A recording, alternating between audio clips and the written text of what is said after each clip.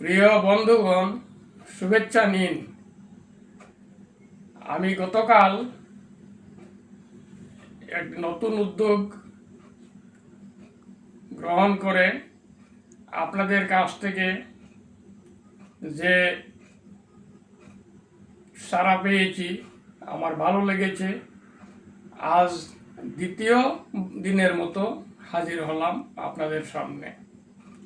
আপনাদের মূল্যবান মতামত আমাকে দিয়ে কৃতার্থ করবেন। প্রিয় বন্ধুগণ, এখানে দেখতে পাচ্ছেন a⁻0 = 1 কেন হয়। বীজগণিত যারা জানেন, মোটামুটি নবম দশম শ্রেণীতে সূচকের অঙ্ক যারা করেছেন সবাই জানেন যে a⁻0 = 1।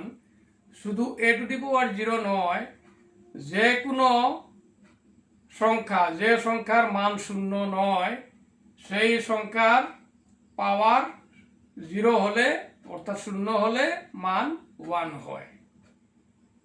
কিন্তু কেন? এটা নিয়ে কি আমরা খুব বেশি চিন্তিত? আমরা অনেকেই এই বিষয়টা নিয়ে চিন্তা করি না।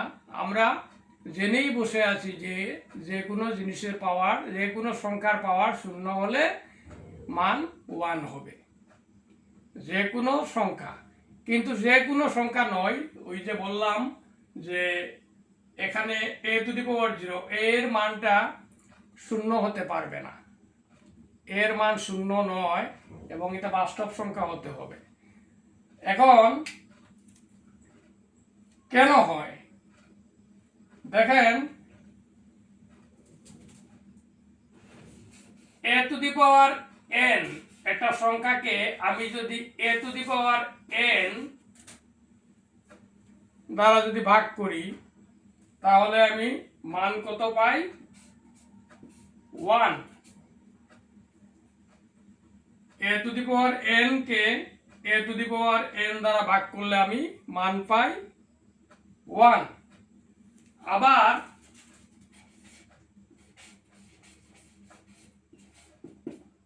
এখানে a⁻n কে a⁻n দ্বারা ভাগ করলে আমি সূচকের নিয়মে n থেকে নিচের পাওয়ার n বিয়োগ করতে পারি। বিয়োগ করলে ইকুয়াল টু কত হয়? n কাটা গেলে a⁻0। তাহলে আমি কি পেলাম? এটা সমন্বয় করলে a⁻0 = 1। a⁻0 = 1। একইভাবে আমি a পরিবর্তে b, c বা 10, 20, 50, 99 যাই বসাই। যেমন মনে করেন 49⁻0 = হবে 1। 100⁻0 = কত হবে? 1।